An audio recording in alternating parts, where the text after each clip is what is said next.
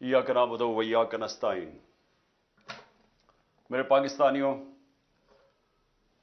आज हम सब के लिए खुशी का मुकाम है। मैं आज अपनी सारी कौम को मुबारक देना चाहता हूं। और क्यों मुबारक देना चाहता हूं? पाकिस्तान की तारीख क्या है कि बदकिस्मती से हमारा जो इंसाफ का निजाम है उसने हमेशा बजाय कमजोर को ताकतवर से तहफ्फुज देने का, ताकतवर के साथ हमारा इंसाफ का निजाम खड़ा हो जाता है। और वो एक लफ्ज, एक सेंटेंस इस्तेमाल करता है, नजरिया जरूरत, डॉक्ट्रिन ऑफ नेसेसिटी। बदकिस्मती से इस एक जुमले ने पाकिस्तान के अंदर कानून की हुक्मरानी नहीं आने दी, इंसाफ पाकिस्तान में नहीं आया, रूल ऑफ लॉ नहीं आया।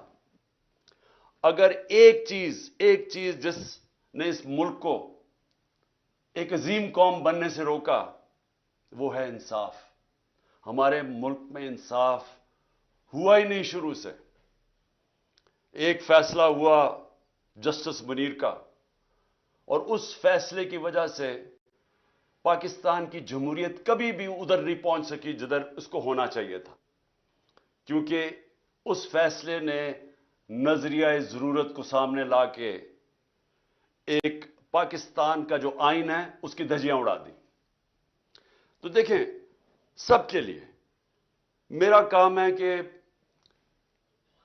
आपकी तरबियत करना। मेरी उम्र यह है कि मैं सारी दुनिया देख चुका हूं।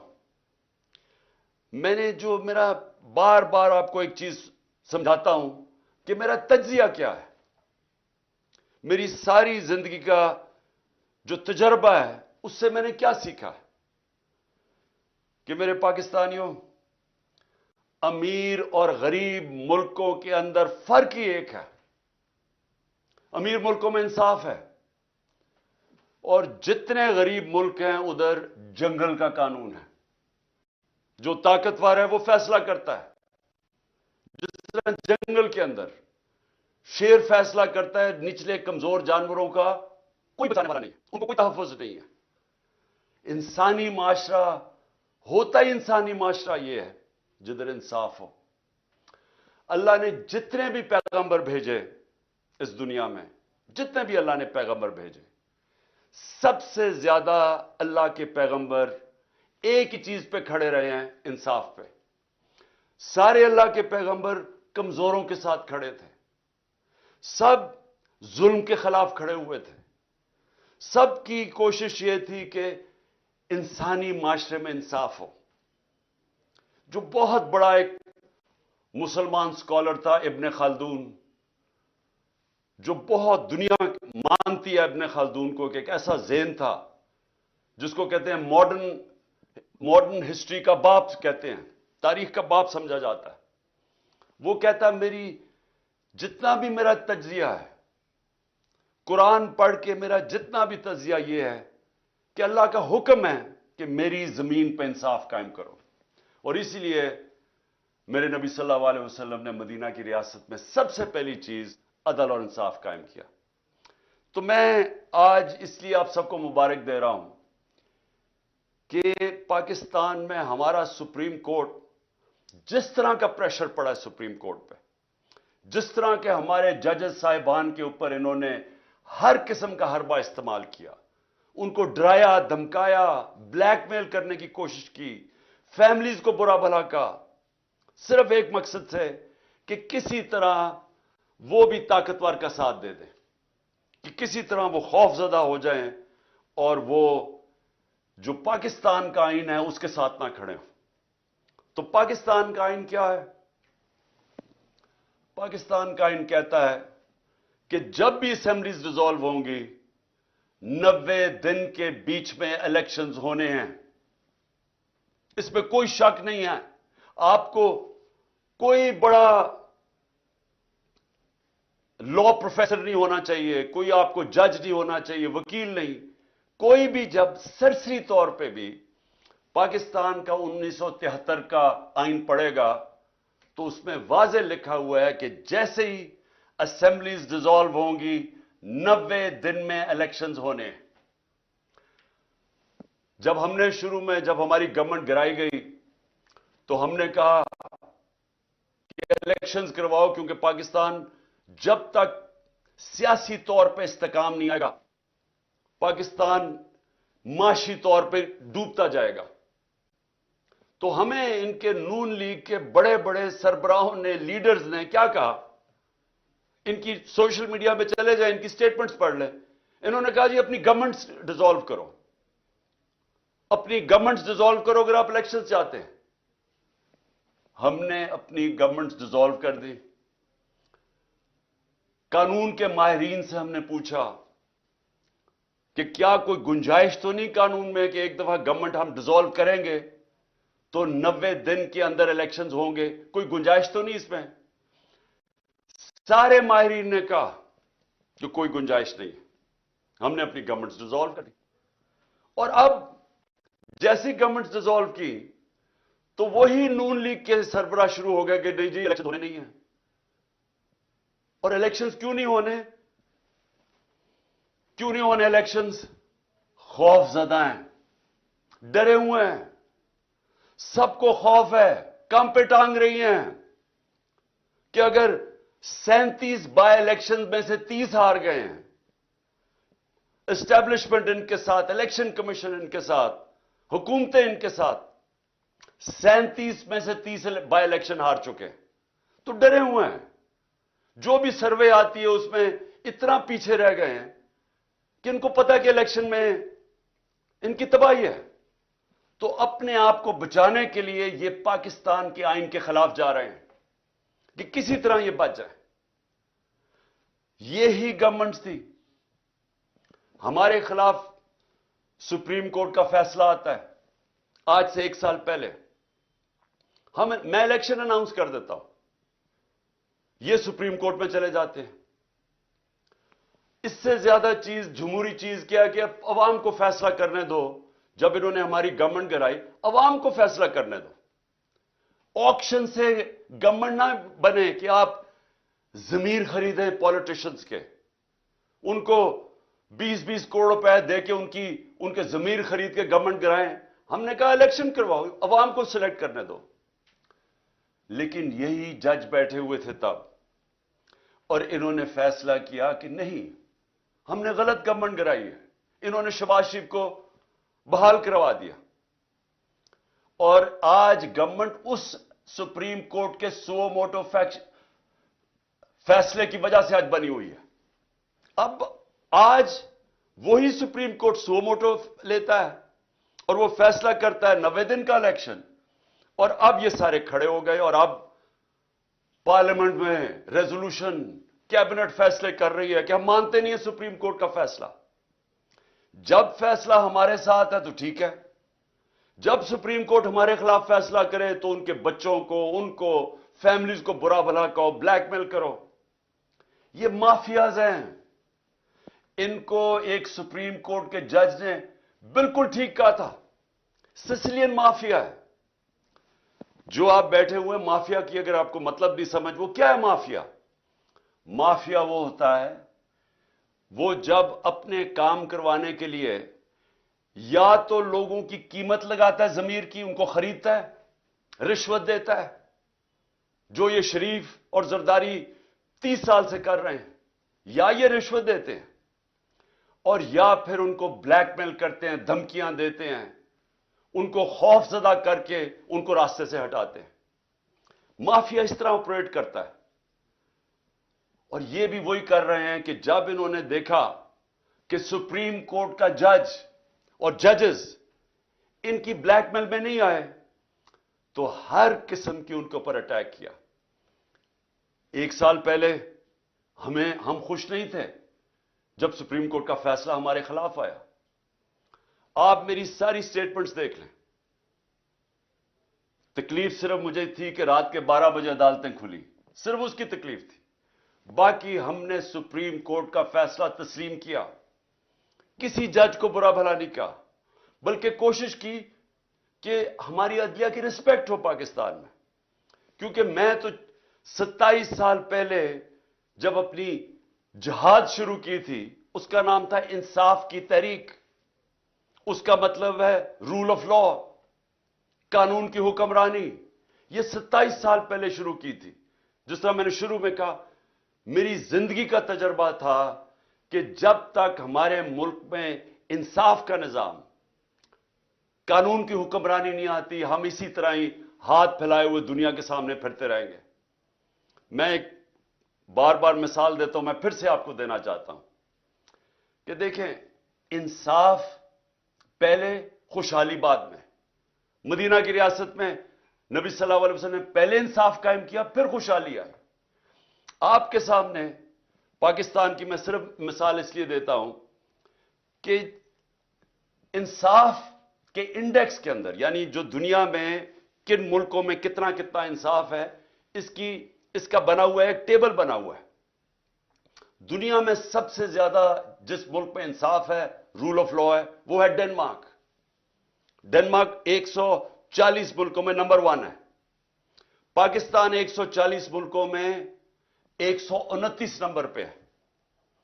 وہی ڈنمارک، اس ڈنمارک کے اندر اوسط آمدنی، یعنی ایک ایوریج آمدنی اس ملک میں وہ کتنی ہے؟ $66,600. پاکستان میں اوسط آمدنی $1,600 پہ ہے. ہمارے پاس وسائل مقابلہ ہی نہیں آپ کر سکتے ڈنمارک کے مقابلے میں جو ہمارے ملک میں وسائل ہیں. لیکن ادھر دیکھیں خوشحالی اور ہمارا حال دیکھیں.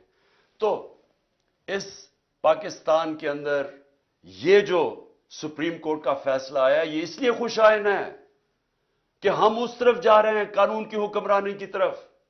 اور یہ جو مافیا ہے یہ اب پوری طرح کھڑا ہوا ہے کہ نہیں جی، کیونکہ فیصلہ ہمیں پسند نہیں ہے، کیونکہ الیکشنز میں ہمیں شکست ہوگی، لہٰذا ہم آئین کے خلاف جانے کے لیے تیار ہیں، لیکن ہم سپریم کورٹ کا فیصلہ نہیں مانیں گے، ہم آئین پہ نہیں چلیں گے. اور والدین ان کے باہر بیٹھے ہوئے ہیں، یعنی کہ دونوں کے والد، ایک دبئی میں ہے، ایک لندن میں بیٹھا ہوا ہے، مفرور، سزا یافتہ، جھوٹ بول کے پاکستان سے گیا کہ میں علاج کروانے جا رہا ہوں. جو پرائم منسٹر ہے اس نے کوئی ایفیڈیوٹ دے کے گیا supreme court, Lahore high court میں کہ جی علاج سے کے بعد واپس آ جائے گا، وہ بھی جھوٹ نکلا. وہ بیٹھ کے ملک کے فیصلے کر رہے ہیں.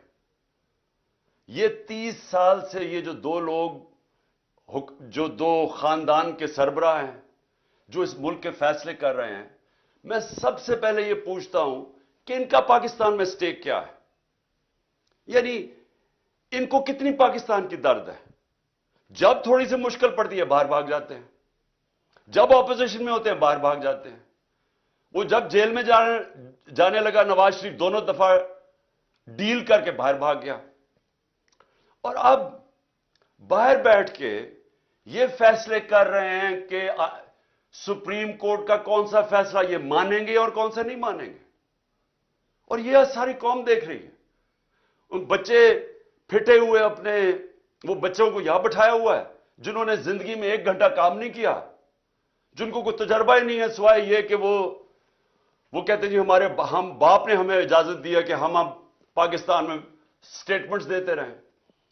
وہ جو جس طرح کی سٹیٹمنٹس دے رہے ہیں، ایک کہتے ہیں جی مارشل لا لگ جائے گا،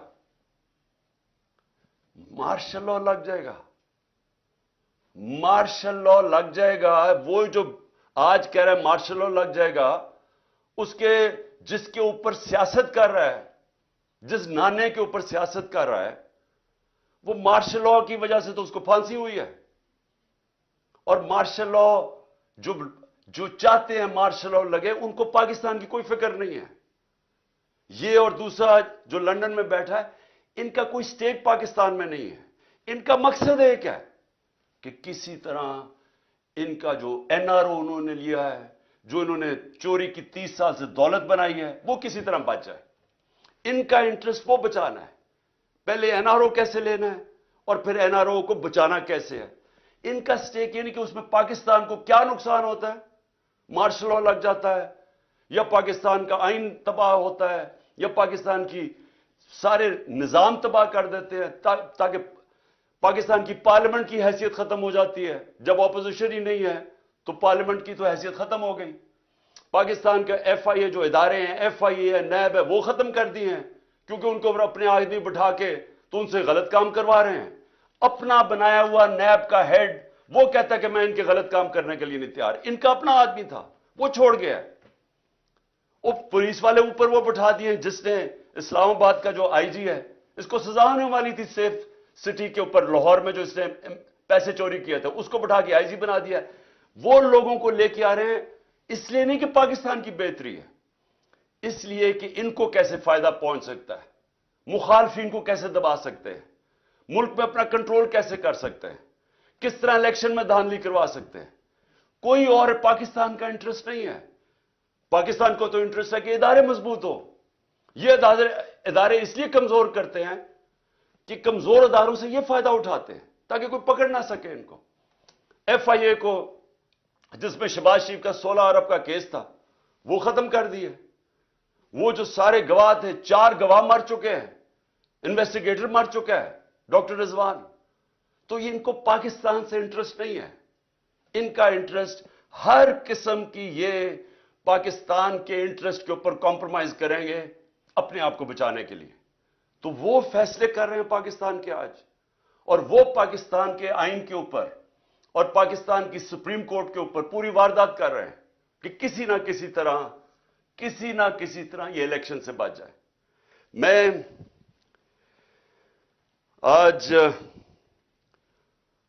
جو ان کی جو کوششیں ہیں وہ میں جو نقصان پہنچانے والی کوششیں پاکستان کی وہ آپ کے سامنے لانا چاہتا ہوں. سب سے پہلے تو یہ کہ سپریم کورٹ کی تقسیم کر رہے ہیں, کوشش کر رہے ہیں کہ سپریم کورٹ کے اندر دراڑ پڑ جائے تاکہ ان کو فائدہ ہو جائے. ملک کو فائدہ نہیں, ان کو فائدہ ہو جائے. یہی جب 99 کے اندر ہوا تھا, جسٹس سجاد علی شاہ کا جو سپریم کورٹ کو انہوں نے اٹیک کیا تھا, تب بھی انہوں نے سپریم کورٹ کو تقسیم کیا, اس لیے کہ ایک چیف جسٹس فیصلہ کر رہا تھا نواز شریف کے کنٹیمپٹ کیس پہ. اس چیف جسٹس کو ڈنڈوں سے پہلے بھگایا اور پھر رشوت دے کے اس کو چیف جسٹس کو فارغ کیا. اب پھر کوشش کر رہے ہیں سپریم کورٹ پہ, اور ہم دعا کرتے ہیں اللہ سے کہ ہمارا سپریم کورٹ ملک کے بھلے کے لیے یہ اکٹھا رہے گا اور یہ آئین کے اوپر کھڑا رہے گا. ہم یہ دعا کرتے ہیں. اور ان کا دوسری کیا کوشش ہے کہ جو ملک کی سب سے بڑی جماعت ہے اس کے بیچ میں اور پاکستان کے اسٹیبلشمنٹ ادارے, فوج کے ادارے کے بیچ میں فاصلے بڑھائے جائیں, مس انڈرسٹینڈنگ کریٹ کی جائے, کسی نہ کسی طرح آپس میں یہ دو ٹکرا جائیں. ان کو یہ نہیں فکر کہ پاکستان میں یہ ہو چکا ہے ایک دفعہ. جب 1970 میں جو پاکستان کی سب سے بڑی پارٹی جب الیکشن جیت گئی تو تب بھی یہ کیا گیا تھا ذاتی مفادات کے لیے. وہ سب سے بڑی پارٹی کو فوج کے ساتھ ٹکرا دیا ان لوگوں نے جنہوں نے ذاتی فائدے اپنا سوچا تھا, اور پاکستان ٹوٹ گیا تھا. آج بھی وہی کوششیں ہو رہی ہیں, ملک کی خاطر نہیں, ان کو اپنی ذات کے لیے یہ پوری طرح کوشش کر رہے ہیں کہ آپس میں ہمارا کوئی ٹکراؤ ہو, کسی طرح یہ تاثر دیا جائے کہ جناب فوج ہے پیچھے اس کے, جو کہ تحریک انصاف کے خلاف جو پوری کارروائیاں ہو رہی ہیں. جو بھی ہمارے خلاف ہوتا ہے, پولیس جب ہمارے خلاف کارروائی کرتی ہے تو پولیس والوں سے پوچھتے ہیں, وہ کہتے ہیں جی ہمیں پیچھے سے حکم آیا ہے. میری جو جے آئی ٹی بنی, جنہوں نے مجھے قتل کرنے کی کوشش کی, جے آئی ٹی کا جب ریکارڈ تو ختم کر رہے تھے, جب جے آئی ٹی کی جو فائنڈنگز تھی اس کو ختم کر رہے تھے, تو جب وہ ان سے پوچھے وہ کہ جی ہمیں ادھر سے اوپر سے حکم آیا ہے. جو میرے گھر کے اوپر حملہ ہوا وہ کہتے جی پیچھے سے حکم آیا ہے. جو جوڈیشل کمپلیکس میں میرے اوپر پوری طرح تیار کیا ہوا تھا مارنے کا یا جو بھی پکڑ کے لے جانے اغوا کرنے کا, ان سے پوچھا, انہوں نے کہا جی پیچھے نامعلوم افراد تھے. جو بھی ہو رہا ہے اس وقت کیسز ہیں 143 کیسز میرے اوپر, وہ کہتے ہیں جی پیچھے سے ہے. تو یہ جان کے کیا جا رہا ہے, اپنے آپ کو بچانے کے لیے ملک کو تقسیم کیا جا رہا ہے, اپنی ذات کے لیے کسی طرح ان کے این آر او ان کا بچ جائے اس کے لیے, اور الیکشن نہ ہو اس کے لیے پوری کوشش کر رہے ہیں کہ سب سے بڑی پارٹی اور اس کے بیچ میں جو پاکستان کی اسٹیبلشمنٹ اس کے بیچ میں نفرتیں بڑھتی جائیں. کیا اس میں ملک کا فائدہ ہے؟ کیا کوئی بھی پاکستان کا سوچے گا وہ چاہے گا یہ ہو؟ یہ چاہیں گے کیونکہ ان کا, پھر سے میں کہتا ہوں, ان کا پاکستان میں کوئی سٹیک ہی نہیں ہے. جب اربوں ڈالر باہر پڑا ہے, پراپرٹیز باہر پڑی ہیں, ان کی بزنسز باہر ہیں, ان کی شاپنگ باہر ہے, ان کا رینز, ان کی چھٹیاں باہر ہیں, ان کی سرجریز باہر ہیں ملک سے, ان کو کیا انٹرسٹ ہے کہ پاکستان میں کیا ہو؟ جب سے یہ آئے ہیں میرے پاکستانیوں, جب سے یہ آئے ہیں یہاں 1 سال ہو گیا, ڈالر کے مقابلے میں جو ہمارا روپیہ گرا ہے وہ 105 روپے گر چکا ہے. یعنی اگر آپ کے بینک کے اندر سال پہلے اگر آپ 100 روپیہ پڑا تھا تو اس کی خریدار کی جو قیمت رہ گئی ہے وہ صرف 65 روپے رہ گئی ہے. آپ کی جو دولت ہے اس کے اندر 100 میں سے 35 روپے غائب ہو گئے ہیں. ان کو کیا فرق پڑا ہے؟ ان کو تو ڈالروں میں پیسے پڑے ہوئے ہیں. تو یہاں تو ساری قوم کی دولت میں کمی ہوئی, لیکن ان کے تو اضافہ ہو گیا. ان کی جو دولت ہے وہ ڈالرز میں, ان کے تو 35 روپے کا اضافہ ہو گیا. قوم غریب ہو گئی, یہ ان کو فائدہ ہے. تو ان کا کیا انٹرسٹ ہے پاکستان میں؟ اس طرح ہی جو ہماری معاشی حالات ہیں, کبھی پاکستان میں تو نہیں, مجھے تو نہیں یاد کہ لوگ آٹے کی لائنوں پہ کھڑے ہیں. 20 سے زیادہ اوپر اموات ہو چکی ہیں لوگوں کی آٹوں کی لائنوں کے اندر. اس طرح یعنی آٹا بھی اگر ڈسٹریبیوٹ کرنا تھا تو اس طرح لوگوں کو ذلیل کر کے کرنا تھا. کورونا کے دوران 14,000 روپیہ ہم نے دیا خواتین کو. آپ ابھی سے تصویریں دیکھ لیں, ان کو اسکول میں بلاتے تھے, باعزت طریقے سے ان کو بٹھاتے تھے, بینک وہاں بیٹھا ہوا تھا, ادھر سے ان کو کیش دیتے تھے. نہ کوئی لڑائی, نہ کچھ, نہ جھگڑا. وہ عزت سے آتے تھے, عزت سے جاتے تھے. یہ تو لوگوں کو ذلیل کرنا ہے. اور اس سے کیا ٹھیک ہو جائے گا حالات؟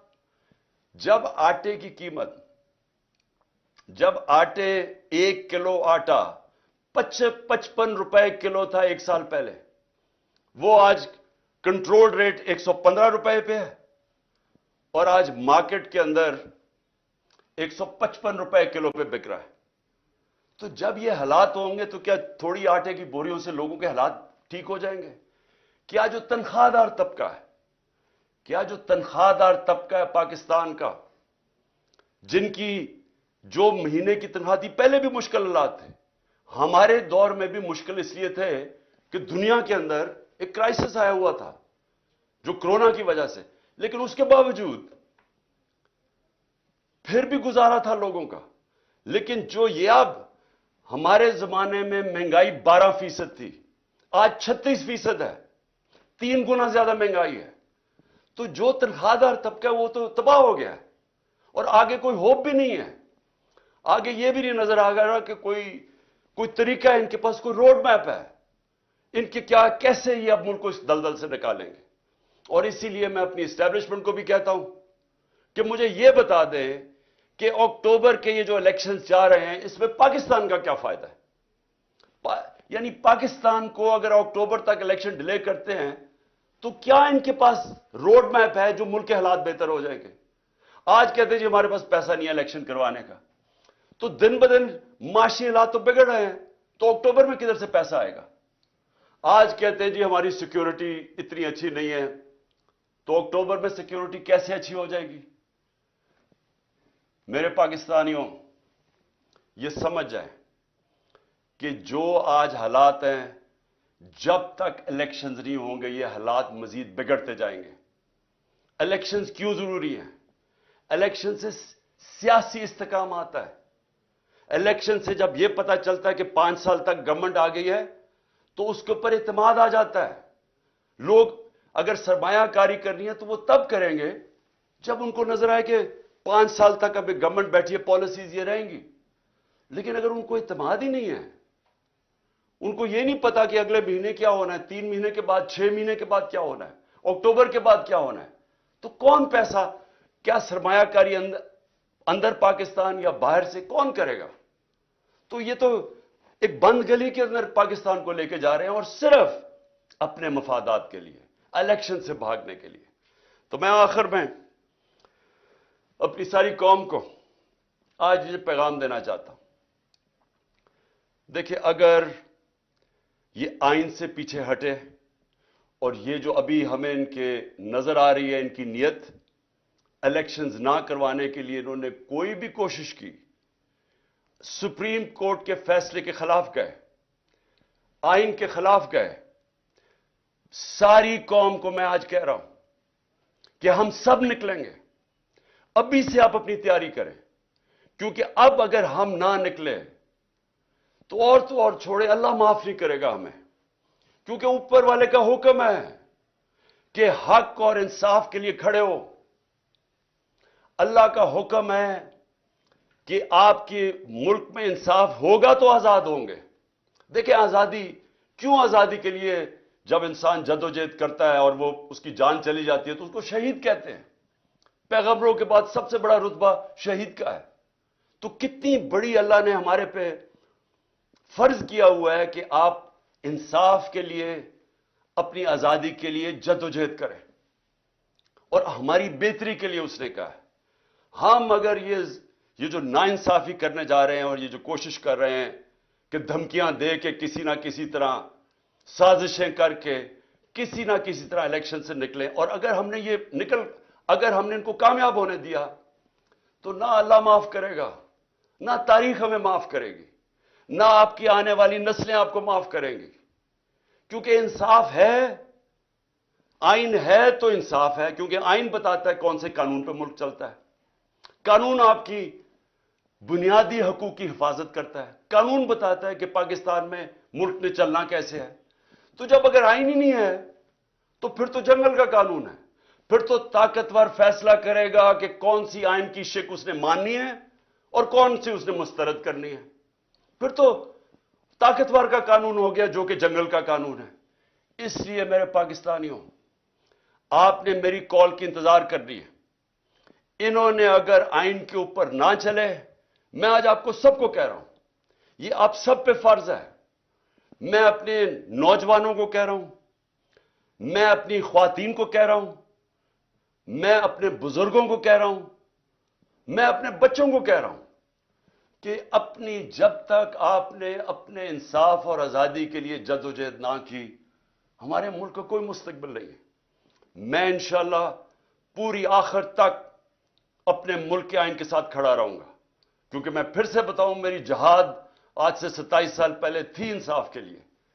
اور میں آپ کو یہ بتا دوں کہ اس ملک کا صرف اب مستقبل ایک راستے پہ, صاف اور شفاف الیکشن ہو, ایک حکومت عوام کے مینڈیٹ سے آئے, عوام کے مینڈیٹ سے آ کے پھر وہ اصلاحات کرے جو ابھی تک پاکستان میں نہیں ہوئی. کیسے جوڈیشل ریفارمز ہوں, governance reforms, civil service reforms, ہماری گورنمنٹ کارپوریشن جو اتنا نقصان کر رہی ہیں ان کو ریفارم کریں, ہم رول آف لا قائم کریں, ہم سب کو طاقتور کو قانون کے نیچے لے کے آئیں. یہ سب سے بڑی ریفارم ہے. ہم ہر ریفارم کریں کہ ایک ملک میں لیول پلینگ فیلڈ ہو, انصاف کے سامنے سب ایک برابر ہوں. اور میں آپ کو یقین دلاتا ہوں کہ اسی کے بعد پاکستان اٹھے گا. اور وہ اٹھے گا کیسے؟ سب سے پہلے بیرون ملک پاکستان میں سرمایہ کاری کریں گے. 1 کروڑ بیرون ملک پاکستانی ہے, جو ان کے پاس ڈالرز ہیں, سارے پاکستان میں کم ڈالرز ہیں, 22-23